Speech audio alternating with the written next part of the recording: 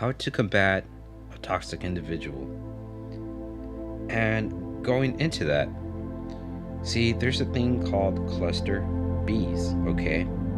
And this comes from the DSM-5, which is a diagnostic manual that psychologists and therapists use to identify mental illness and personality disorders, to make a proper diagnosis.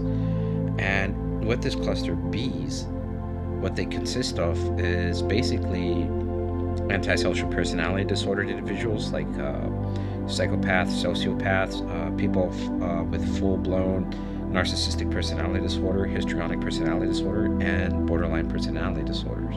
Okay, and these are the people that tend to be very toxic. Okay, you don't have to have these personality disorders to be toxic, but nonetheless most of them are usually personality disordered. Okay, especially if it seems pathological. There's a lot of patterns going on there. So how do you combat them? A lot of people are not going to like this though, but you kind of don't. And here's why. Because they have no integrity. They don't have the same feelings like you do, where they can stand back and be insightful. No. That's why they're disordered. It's like it's pathological. For them to break that pattern, it's like it's already there. It's already in place.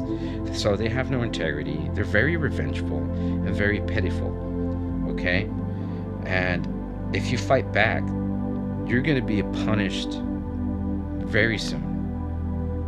Not one day, not the next day, maybe a week later, but you're going to be punished because these people are very vindictive, okay? And what happens is that when you combat and you fight the same way they do, you're giving them ammunition. Because I get it, you get frustrated. I've been there before too, where you get frustrated, you want to punch a wall. Like it doesn't matter how much you try to explain yourself, you're not getting through them. And it doesn't matter how much they cheat, it doesn't matter how much they put their hands on you or tell you all these hurtful things, and call you names and make you feel low. Like you want them to make them feel the same way. You want them to feel the same way. But it's not going to happen because they don't have a healthy way of thinking. Okay? This is part of the disorder. And not only that, going back to not having integrity, they will screenshot you and take things out of context when they show it to their buddies and their family. And they're going to make you look like you were the crazy one, that you're the one who's, violent and hyper-vigilant and all that stuff. And then they're going to video record you as well when you don't even know about it. And this is to further smear you. They do these little things on the side without you knowing. And, and it's all part of just smearing you. Because it's like you're giving them ammunition when you fight back. I'm not talking about like lowering boundaries and, not standing up for yourself. No, you should. Keep that.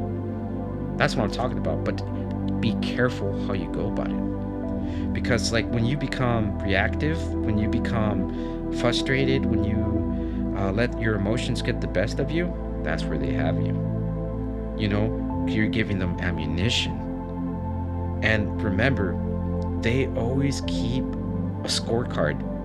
And it's not a good one. It's like all the things you've done bad. Because if you remember with that toxic individual that you were dealing with, think about all the bad times they brought up, all the fights and arguments you guys had. And they'll never bring up the good parts, because in this relationship, don't get me wrong, there are some good parts. That's why some people stay in that relationship, because they're stuck in that cognitive dissonance, thinking that not all parts were bad. Maybe some parts were good, and maybe it's worth sticking around for. That's the cognitive dissonance, okay? And they'll kind of like work on that too. They know what they're doing.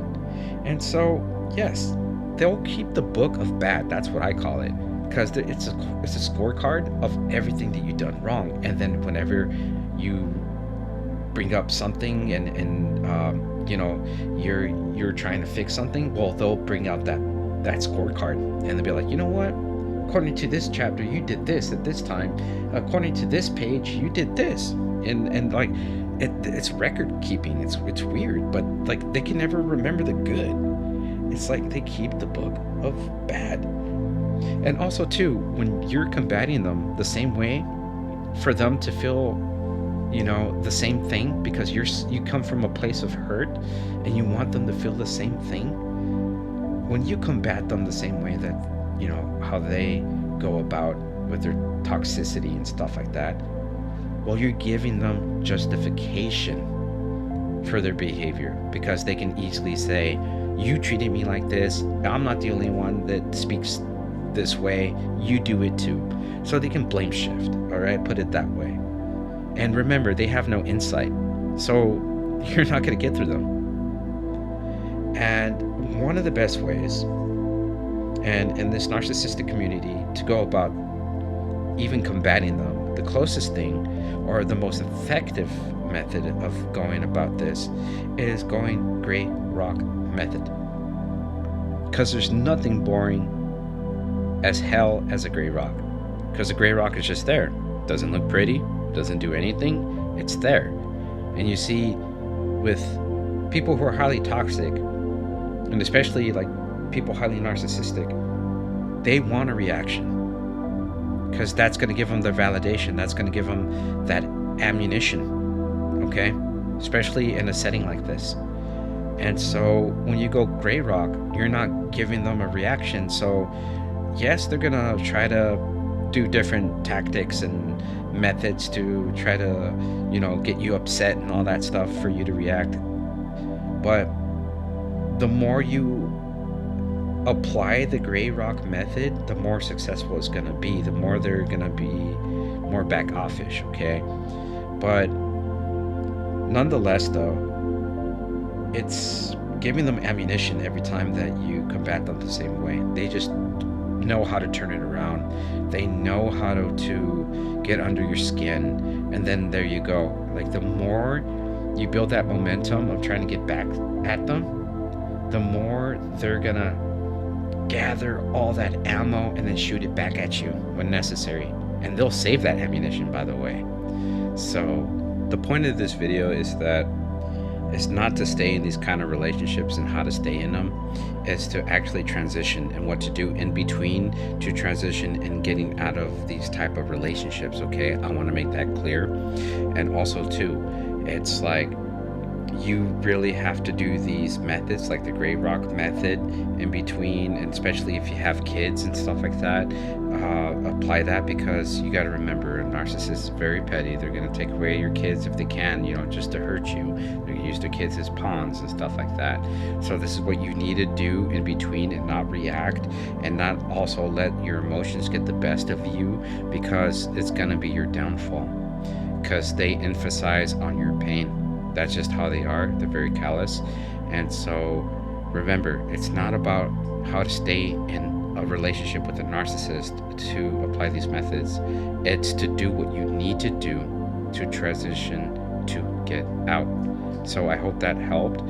And for anyone who has any questions or any opinions that they want to post on the comment section below, feel free.